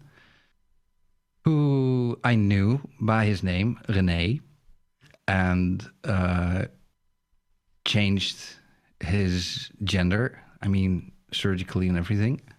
Her gender. I'm speaking in chronological order. Oh, I see. Just want to make sure you don't get 5 years in jail. Yeah, thanks. Because the thing is, and the point I want to make is, if you don't know somebody, then it's all new in your brain. But I just could not get used to saying she, because I always knew this person as a he. So making this, I had a friend who changed his name. He always had one name, and then he changed his name to another name. believe his name was always Paul, but he changed his name to Alex. Nice guy. But and it wasn't just me. All my friends, nobody was able to just make the switch to Alex, which was his preferred name. It was so weird. So I mean, you have to take that in consideration. But also, if I'm on the street and somebody calls me a horse, I'm still not able to get law enforcement involved. Yeah. Melanie, by the way, who lives in England, says, "Sounds fake, George. People won't get arrested for this over here." She lives in England. She feels like this is a fake story. It's been in many. I heard it a couple of times. Yeah, but what agenda is maybe being pushed? Just like the 97% of scientists believing, having consensus on global warming, isn't it? Maybe possibly you're going conspiracy again. I am. Oh my me? God, what's happening with me? What's happening? Welcome to the dark side again.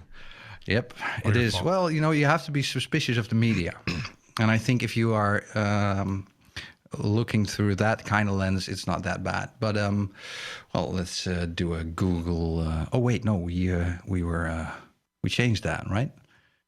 It's Bing and then Bang It. No more Google. Yeah, it's Bing now. No, we're now. supported by Bing. Yeah, remember we have a sponsorship with Bing. We're not allowed to say Google. We have to say Bing It. Remember? Bing It. Yeah, that's sponsored by Bing. There we go. Bing It, then Bang It. I need to get this quicker. If somebody wants to send me a USB monitor that has touchscreen ability, please do so. Let me know. mark@markandgeorgeshow.com. We should eventually have an address that people can send things that they'd like to. You can contact us through our Discord also, where we actually have a Discord. You can go there by going to markandgeorgeshow/Discord. Oh, I forgot to say .com, yeah. By the way. Yeah. markandgeorgeshow.com/Discord. Yeah. It will bring you straight to our Discord. There are many ways you can reach us. Just choose one. Choose them all. Choose them all, please. I like feedback. I want more of that. As with this transgender thing, I think I agree. It's really shocking if you know someone as a female and they become a man or vice versa, and they change their name. What was it called? Dead named? It's called dead naming, apparently. Dead name. If they're using it as a verb, dead name. I think it's pretty shocking when that happens. But I had a friend that was my best friend in high school, and I called him up after many, many years. When we were 16, we took this video together. We were showing, we took our shirts off. We were showing our bodies, saying, this is us when we're 16. When we'll do this in 20 years, where we'll look at our body and we'll see how we've changed. We talked about getting fat and all that stuff. It was kind of a funny thing. And then I finally found him, 20 years later. And I called him up, and I'm like, "Hey, man, what's up?" And he's like, "Well, I just got out of an abusive relationship." And I thought, "What? Your girlfriend was beating you up?" "Oh, no, I'm bisexual." And I was not ready for the guy that I was hugging in a video, naked, basically, to be bisexual. And then I thought, did I make him bisexual? That's what I was thinking at the time. Before I really realized that that's kind of born inside of us, I kind of was thinking, did I affect him? Kind of weird, right? I see. Have you ever had a guy tell you that they like you? Have you ever been confessed to that they're into you? Yeah. How do you feel about that? Well, it's a compliment. It's flattering. Yeah. Did you consider maybe I should try this with this guy? No, but I mean, when you're young, you're thinking about all the things, including that. Probably as a normal sexual development is also starting to wonder, well, am I just attracted to girls, or am I just also attracted to other men? But no, I'm certain that I'm just into women. Not all of them, but a large part of them. I don't know. I'm sorry. I'm half distracted here. I was looking up the transgender arrested story. There's a lot of this on Google. And the first hit is Daily Mail. I see livesitenews.com. I see Boston25news.com. I see AJ's. No, well, it's the same story. One. I mean, they're all just reflecting whatever story they got same the story. original source from. ChristianPost.com. So, honestly, doesn't really look like the big media jumped up to this. I'm still really mixed on this story out of Japan that we talked about a few shows back, where if you want to be if you want to change your birth identification to male or female after a sex change operation, you have to remove your reproductive organs. I thought that's a fascinating concept, right? It makes sense in a sense. You shouldn't be able to have a baby if you're a man. Why not? Because you're a man. Right now it happens. So you have a man's not having a baby. He's impregnating a woman, and then she has the baby. Right now, it's possible to be pregnant as a guy because you cannot assume gender. I mean, this whole, it's such a difficult story. You know what blew my mind? I'm not able to. Let me throw put something this out. into words. Yeah. Let me make it even more weird for you. My transgender friend, born a female, transgendered into a man, but was gay. So is attracted to other men. Yeah, So this blew my mind. Wow. So yeah. You've got born as a woman. It needs a few. You need a few seconds to wrap your mind around this. Yeah. Isn't this just a woman, and she likes men? Totally normal. But if you say I'm transgender man and I'm gay, okay, that is too freaking weird to me. But I learned. So here's the thing. Wait, let me finish. Yeah. Sexuality is separate from gender identity. Did you know that? Yeah, but isn't that only the case for people born after a certain year? Further expound on that. Well, I mean, and I said, I mean again. I'm starting to. I need something like every time I say I mean, I give myself I don't know, a punch in the throat. Do you want me to ask you what do you mean so you can say I mean every time? I'll just make sure I ask it a lot too. What do you mean, Mark? No, you're helping my addiction. You're enabling me. No. Wait, what do you mean? I lost my point. You were talking about transgender sexuality versus gender identity. Isn't it true that these concepts only started after a certain year, so that people who were, born and had a mature brain before that time should be exempt from these new kinds of theories? What do you mean? We shouldn't well, tell children? I mean, yay. When I was a kid, we didn't really separate the two, gender and sexuality or sex. I don't know. So in my brain has never formed this modern concept of how people talk about it. So is it strange if I'm not able to talk about it in the same way as these kids today talk about it? What do you mean? I don't know. You're supposed to say I mean and then keep talking. I don't know anymore. I'm looking for the name of the person who apparently was arrested in front of her children. Look up it's Kate Skottow. KATESCOTTOW. Here's a different story about this person. She was not arrested. She was detained. I would assume that means. Well, arrested. no, it says here arrested. Okay. Mom who called trans woman a man. This is from The Sun, so it's really tabloid. It's good news for you right there. Trans woman, a man in campaign of abuse. So so maybe it's story, deeper than just calling them a name. Maybe it could be. Maybe they said, Mom hey, who called trans woman a man in campaign of abuse is arrested in front of kids and thrown in cells, multiple cells. Kate Skottow used 2 Twitter accounts under different names to unleash a campaign of harassment. It's British. It's harassment. Okay. Well. British. It's British, so harassment against Stephanie Hayden, a court said. A mother was arrested in front of her young children and locked in a cell for 7 hours for allegedly abusing a trans woman online. Was detained after she referred to the other person as a man in a campaign of targeted harassment on Twitter. Court found that this lady used two different accounts under different names to unleash abuse against the victim. The mom of 2 is also accused of dead naming the activist, a term which refers to the practice of calling a trans person by their old name. Is this against the law?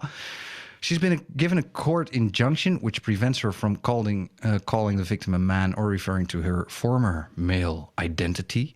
High court papers obtained by the Mail on Sunday state that the Miss Scotto's actions were allegedly motivated by Miss Hayden's status as a transgender woman, was quizzed at a police station, had her DNA and fingerprints taken, remains under investigation following her arrest. Mom claims that the police have not returned her laptop and mobile phone, which says has disrupted her studies for a master in forensic psychology. Wow. Mrs. Scotto described being arrested at her home in front of her 2 children. Okay, here's this might be good. This is from a YouTube website, Adam and Eve, not Steve. This is the news clip from the RT. Let's see. UK authorities are being accused of a heavy-handed response after a woman was arrested in front of her children and locked up for 7 hours for calling a female transgender activist by her former male name. Kate Scotto says she's not had her mobile or laptop returned to her 2 months after police detained her, and has reportedly been charged with a campaign of targeted harassment. RT's Anastasia Cherkina has the story. This is a case, indeed, that's circulating in the UK press this Monday concerning a 38-year-old woman in Hertfordshire, north of London, Kate Scotto, who is being investigated following a potentially controversial Twitter exchange. Now, according to this woman, she was arrested by 3 police officers and... By 3? That is overkill for sure. Locked up, according to her, for an entire 7 hours. I don't know. This news story is filled with her autistic 10-year-old daughter and breastfed 20-month-old son present. 20 months. Although honestly, do you still breastfeed at 20 months? That's a little bit weird. It's almost 2 years. Well, I was then detained for 7 hours in a cell with no sanitary products before being interviewed and then later released under investigation. She's just throwing everything out there. She's throwing everything out there she can. I feel like this lady is a piece of work, honestly.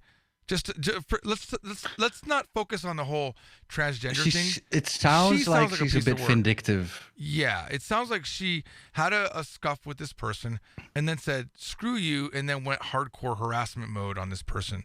If you're opening up a fake Twitter account to support yourself, you have an issue. Now, should the law be involved in this way? Yeah, they should arrest her for harassment. I mean, she had to give It should be DNA. Harassment. Well, yeah, because maybe they're worried that she's unstable and she might kill this person. And that's just a sign saying, hey, we know who you are. You're not going to get away with this. If she has the fortitude to make a fake Twitter account, she might be willing to do bigger things. I feel like this lady's a little bit crazy, honestly. Here's another thing. Aside from referring to the victim as a male, the mom of 2 also called her racist, xenophobic, and a crook, while also branding her a fake lawyer. There you go. There's something happening. There's something about this. Yeah, this lady's a little bit more than just. But here, and this is also the problem with these simple news stories. Yeah, they just make it all about transgender, but that's not what it was about. That was like me getting a fight with a black man and then calling him the N-word. It really isn't about racism. It's about I'm a crazy person if I do that. But then they make it look like it's a race issue when it's not. It made us click. It did. We clicked. We even talked about it. We fell into the trap. Wow. She sounds a little bit vindictive. Does. We haven't heard one quote from the victim, by the way. Right. All we're hearing is from Kate saying that she was locked up for 7 hours, didn't have Do you need sanitary products for 7 hours? If you went into jail with a tampon, do you need another tampon? I don't even know how that works, honestly. No, me neither. Let's not. I mean, that's not our domain, man. That's something for the Mark and George, for the Janice and the Janice and Britney show, maybe. Or I don't know why I chose Britney. It was the Jessica and Jennifer show. Oh, hey, here's a story, also on the Sun. So my eye got attracted. I have had this. Here's a theory I've had for ages. It's about Michael Jackson. My theory has always been that he was castrated. What? Because he does not have secondary, the secondary gender. He doesn't have a low voice. He didn't have much of a beard or a mustache. He sung very high. You mean he never went into puberty? Yeah, kind of. What? Sounds like it. So here, and this has always been my theory, also why I don't really believe that he... I mean... Have you ever... Here, give me a second. Okay. I have to sneeze. Conspiracy theory. Excuse me. Why? This is not a conspiracy theory. Oh, yes, it is. Why? What's the conspiracy? Conspiracy is an act of... to hide the fact that Michael Jackson was castrated. Well, maybe he hit it. Would you be proud of? Do you think he did it by himself, or do you think his parents? You think his parents? Well, did here's what caught my eye just now on the Sun. So, oh man, I have to wait before I go there. I have to add these links to the show notes because else I will. Because anger the four people listeners. that are going to ever look at the show notes will be devastated if you didn't include this one. Yep, and I mean it's just. So what are they saying? What are they saying in the song? What do you mean, Mark? Let me switch back. You need two screens. I need 15 screens. All right, here it comes. 12th of February. Michael Jackson was chemically castrated by Dad Joe to maintain high-pitched voice that raked in millions, claimed jailed doctor Conrad Murray. Conrad Murray branded Jackson family patriarch Joe one of the worst fathers in history. Well, we know this. We know that wasn't a nice guy. Yeah, he always made fun of Michael Jackson's nose, and that led to all of these mental issues that Michael Jackson had. Yeah. He was Conrad Murray was jailed in 2011 over the King of Pop's death, and he branded like I said, worst father in history. In bombshell footage uncovered by The Blast, I don't know what The Blast is, I'm sorry. He said the cruelty expressed by Michael that he experienced at the hand of his father. Was the cruel. fact that this is a weird. I mean, they just posted it weird. The fact that he was chemically castrated to maintain his high pitched voice is beyond words. I hope Joe Jackson finds redemption in hell. Joe Jackson was one of the worst fathers. I mean, it just keeps repeating the same thing over and over again. This is weird, but I always thought that Let me read, because I didn't. I actually was curious as what this means. I got this. Chemical castration is castration via anaphrodisiac drugs, whether to reduce libido and sexual activity, to treat cancer, and otherwise. Unlike surgical castration, where the gonads are removed through an incision in the body, chemical castration does not remove organs, nor is it a form of sterilization. Yeah, Conrad says, quote, what Michael said left me the impression that he had been given injections, probably hormones to delay puberty. He only agreed to share after making me swear, you will never breathe a word. Never. I agreed. I was shocked when Jackson told me. What an asshole. It would explain now he's all talking of about Michael's... it to the newspaper. He promised. Yeah, I mean, but I always expected this. I just thought, well, this was maybe punishment by his father, and maybe his father just used 2 rocks. I didn't guess chemical castration, but I always suspected that Michael Jackson did not have a normal male hormone balance. Can I still say normal, or is that also not politically correct? Oh, who cares? I don't know. Well, it depends on you talking about a he or a she. I don't know, man. That's scary. It's slippery, wow, wait slippery a minute. territory. I didn't know this. The death of British codebreaker and computer pioneer Alan Turing was famously attributed to suicide over the female hormone treatment mandated by a court after he had been caught having sex with men and convicted of gross indecency. Oh, this transition is too fast for me. What are we talking about now? Well, we're talking about castration, right? Which would lower your libido. And Alan Turing was forcefully made to take female hormones to lower his libido because he was accused of having sex with men in court. He was convicted of gross indecency for having gay sex, basically. Wow, can you imagine that in 2019? Give it another year. We need to stop his hormones, for he has made love to another man. Did you almost accidentally say his hormones? Because that was kind of funny. Hormones. His hormones. We've got to stop his hormones because he's doing hormonal things. Oh, I wish I was quicker with this soundboard thing. Yeah, I lost my. Do you have a sound for hormones? Is that? That would just be the instant rim shot, probably. Ah, don't do it. It's too late now. No. It's too late. Don't do it. Don't even try. Nope. Don't even try. Hey, remember that joke from 10 minutes ago? Hey, while we're doing that, do you mind if I... Oh, never mind. Oh, you know what? It's not automatic. Oh, damn it. What? Huh? Oh. There's I was trying to figure out how to do an automatic replay on the YouTube live stream, and there's a way to do it, but I didn't set it up properly. So I was gonna go back to that joke and see if it would. I see. Yeah. Like, that's totally meta. No, let's not do that. I was gonna try. People will get confused.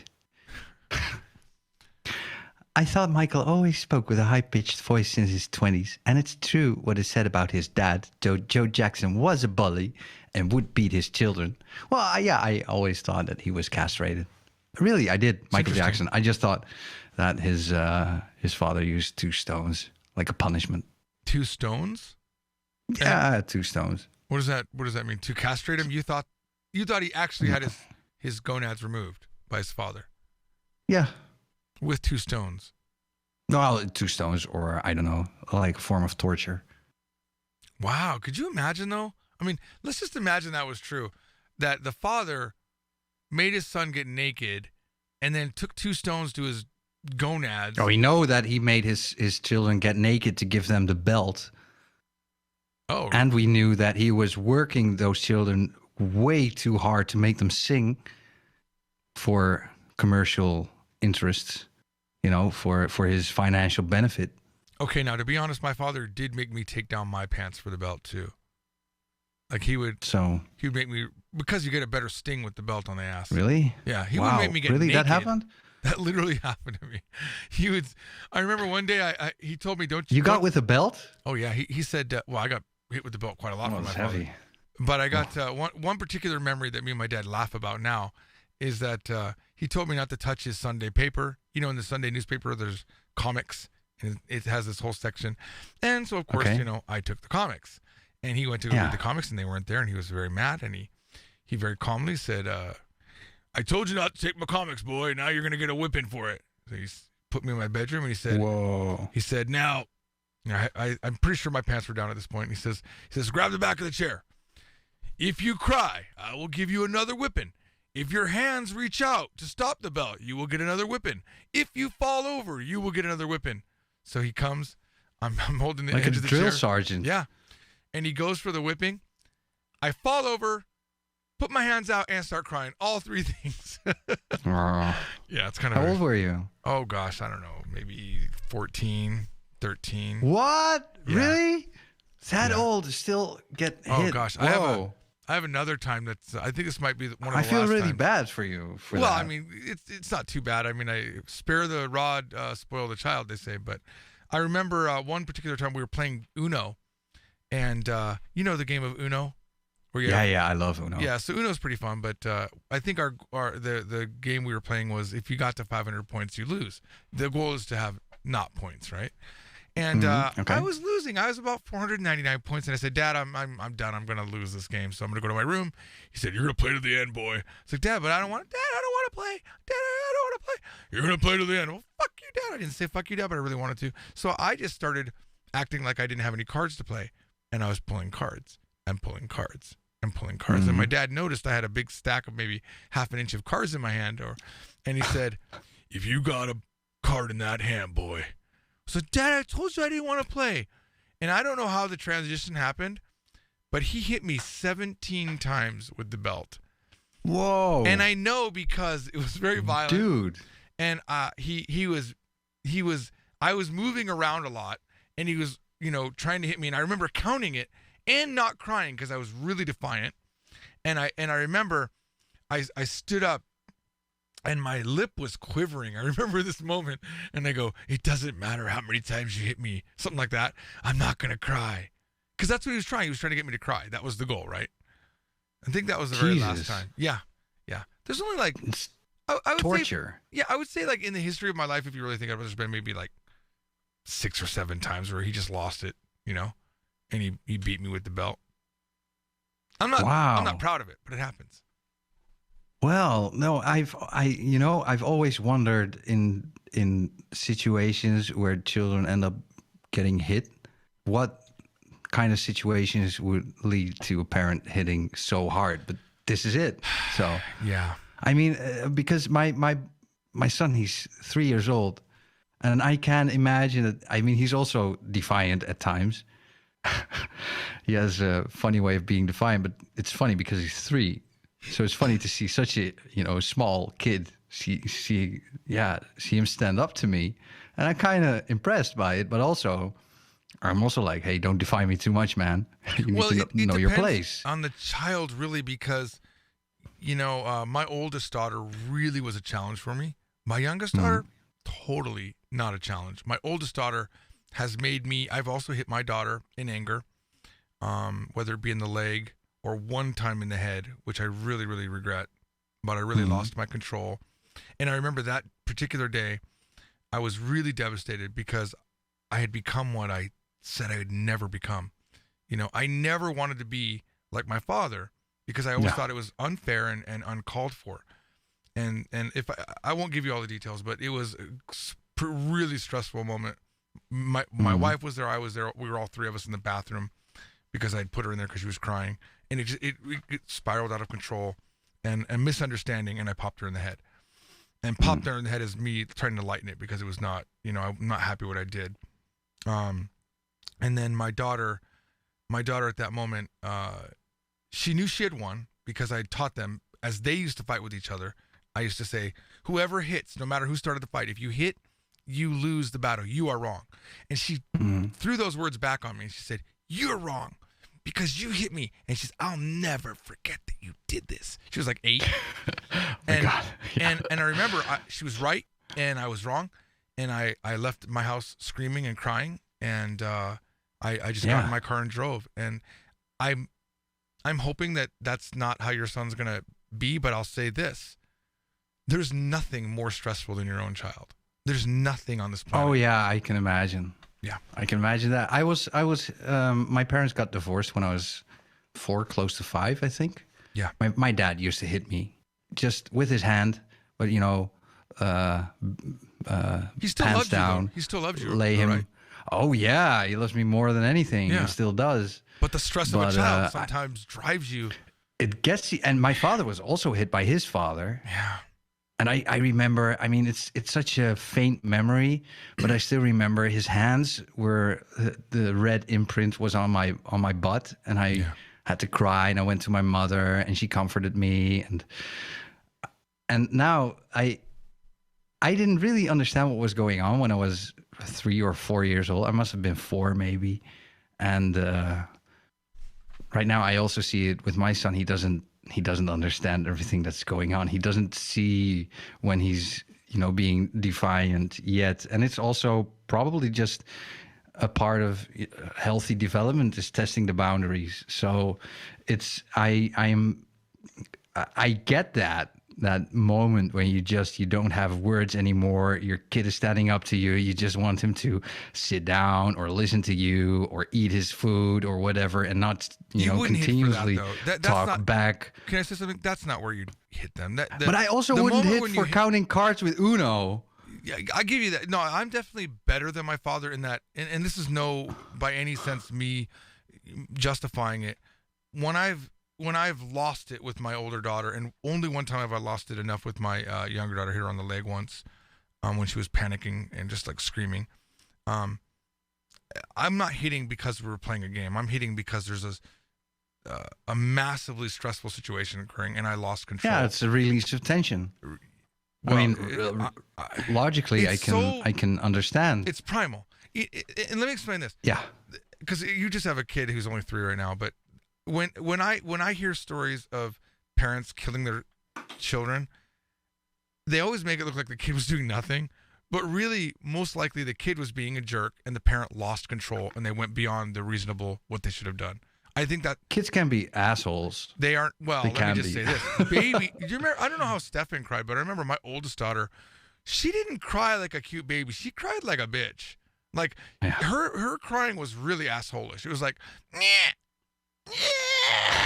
it wasn't like what age? Like when she was a baby. Like her cry. I never, of course, hit her when she was a baby. But I'm just saying, it was massive stress, even when she was a baby, because the crying is so aggressive. My kid, he cries like the world treated him unfairly. Like, woe is me. Like, I cannot believe I wanted to be on this. I wanted to be on this fun planet, and now I hit my toe. You have to cry so hard. It's so heartbreaking. But I get those moments, and I honestly, I think if I have another child, it won't be so easy as this one, because Steven is just—he's a gorgeous child. Also, his character, and he's so smart. He turned 3 in December last year, and he's already asking why. That's so early. And normally kids, yeah. Let me tell you another like a problem with parents is, and just understand this. Every parent thinks their kids are smart. I don't know any parent that doesn't say the exact same thing you're saying. I think there's a shock as an adult. We have this idea of what children are, but then we have them when we realize kids are extremely intelligent. Not just your kid, trust me. My kid's extremely intelligent. Nah, but there are also, for example, children who are very tough. There are dumb kids. Physically. Yes, but there are dumb kids. Let me point that out. Yeah, my kid. I mean, I would not say, well, he's courageous or anything, because he's a bit of a pussy, to be honest. I mean, as soon as he sees another child do something like climbing something, then it's okay. But he will never be the first one to do something daring. He's not courageous in that way, but he's so smart. He says things that are he seems older than he is, but sometimes it's a danger. Sometimes you forget that he's only 3, because he's saying these full sentences or making these abstract. This is the stress level of a child. Let me explain. Once he's 10 and 13 and he's 16 and he's so smart, he's smart. You get used to him being really intelligent and rational, but then they do something that is so stupid. You think it must be on purpose. Are you fucking with me? See, yeah. And then that leads into other things, and you get mad, and you think they're doing things on purpose. I came home one day. My daughter, 16 years old, was burning ants with chopsticks. She was lighting chopsticks on fire and then burning ants on the carpet in the house. Not thinking about anything. I mean, I didn't beat her, I just yelled at her and said, "Are you fucking retarded? Are you dumb? What are you doing?" They were ants. So just imagine. Not thinking about it. Yeah, well, I can imagine that. I mean, and there's this thing, when something happens by accident, I never get angry. Yeah, that's hard. I notice this about myself. Yeah, if something happens by accident, like he drops his food or whatever, I never. And this is on my first date with my girlfriend Iris. The baby mama. Just my call her baby your wife. mama. Just call her your wife from now on. My wife. Yeah, Iris. Or marry her finally. Come on. I will. I mean, do you have plans to go anywhere else? You might as well just marry her. Yeah, I might as well. On our first date, she accidentally poured a glass of wine over my new laptop. That bitch. What's happening? Oh, I'm raising my desk. I'm sorry. Oh. It went way too high. Oh, God, it went way too high. Sorry about that. She poured a glass of wine over my new laptop, but it was an accident, and I didn't get angry. I was like, was it an accident? Oh, okay, well, let's just clean this up. And there was not even an internal anger in me. It was just calm, and I could not believe that I didn't become angry, because I mean, my reference is mostly my own mother, who used to get angry for small details, even if they were on accident. And that was just her first, impulse. And then she would, it was just an accident, and she would calm down again. But her first impulse was to get angry. And I didn't have that. And this was such a weird moment for me that it became like an imprint. Like, okay, if something happens by accident, I do not get angry, apparently. And so even with my kid, who does make mistakes, a good number of them, I never get angry. But as soon as he starts, screwing, there's a point where you say, well, hey, pay attention, or watch what you're doing. When he starts screwing? I'm pretty sure he's not screwing yet. Screwing something up. Screwing up. It's very important to add the word up at that. Yes, ladies and gentlemen, I am Dutch. Sometimes my English is not all that. The English is very well sometimes. Can I say something? Because I like what you said, that, you didn't have that instinct. But I want to tell you, me personally. We've got 5 minutes. No, I think we're going to blow past that a little bit. I will say this. For me personally, I used to get mad when I got woken up by my daughters while I was sleeping. I'd be on the couch, and they'd make something. I used to get mad, right? And it was, and I used to get really, really angry.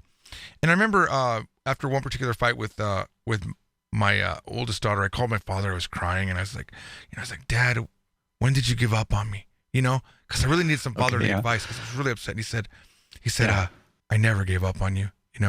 Even though my father was also, he'd hit me from time to time too. But I just wondered, and because I gotta tell you, I understand my dad after becoming a dad. I understand him. But I wanted to bring this. I'm trying to get to a main point. I apologize for going around the bush. There was this movie that I watched called Alien Visitor. And I learned something really profound from that movie. So there's these two. Have you seen that movie, by the way? No, I haven't. So it's a movie, I believe it's an Australian movie. I'm not exactly sure. And they're walking around the Australian outback, and there's a man and a woman, and the woman is an alien, and the man is a human. Okay. And the woman has the ability to somehow travel through memories in his brain. And he's teaching her all about him. And at one point, she says to them, we should be lovers. And she says, who says this? The alien says it to the human man. We should be lovers. Yeah.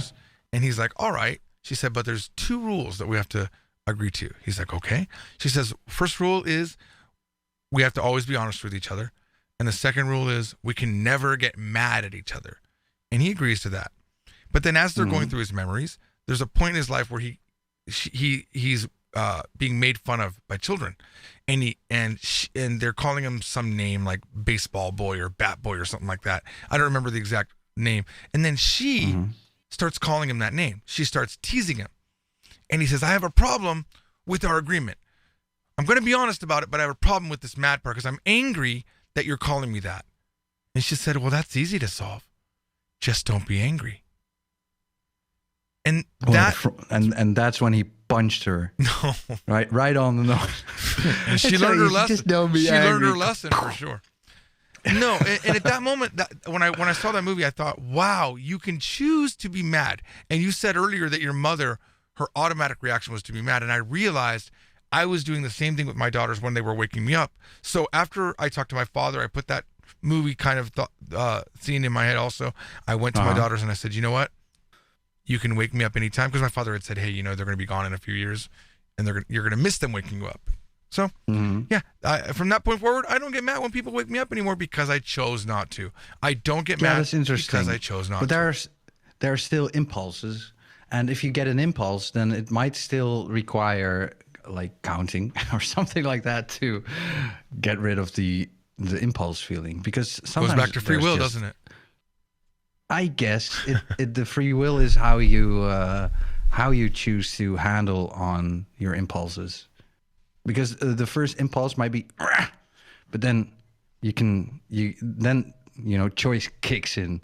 Like, oh my God, what am I going to do? Am I gonna maintain my anger because I think I have a point, or am I going to do it a different way? That's where a choice kicks in, I guess. Yeah. Well, I look forward to the many years of this show coming up where you have interesting stories about Stefan. Hopefully, they won't be too raw, or maybe even a couple years after it, you can talk about it in a fun way about how you accidentally popped him in the leg or whatever. I thought that wouldn't be fun. I don't know why. Yeah, maybe I will save those stories until he's too old for the Dutch version of Child Protective Services to come to my house. Thank God my daughter is now an adult. So there you go. That's for sure. Okay, well, I have a button here. It says exit music. Let's do it. Do we have comments, by the way, before we go? No, we've had a few, but it's way past. They're all old now. Okay. Well, this has been a very fun show, hasn't it? It has been. Excellent. Wait, am I the one? I'm supposed to do the Yes, sir. Oh, yeah. Guys, I appreciate it. Please don't judge me for talking about hitting my daughter. I assure you I have had all the guilt already removed. It's all still there, but we've made up. Me and my daughter have understandings. I'm George Trombley. I'm Mark van Dijk. And you've been listening to The Mark and George Show. We'll see you next Friday. Wait, is today Friday or Tuesday? We'll see you next Friday, 12 p.m. Follow us on all of our social media. Join YouTube, Mastodon, all of those things. And we thank you for your support.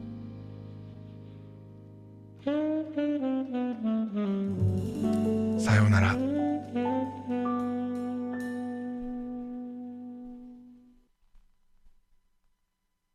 And that's a wrap. All right, I'm going to stop YouTube now. 3, 2, 1.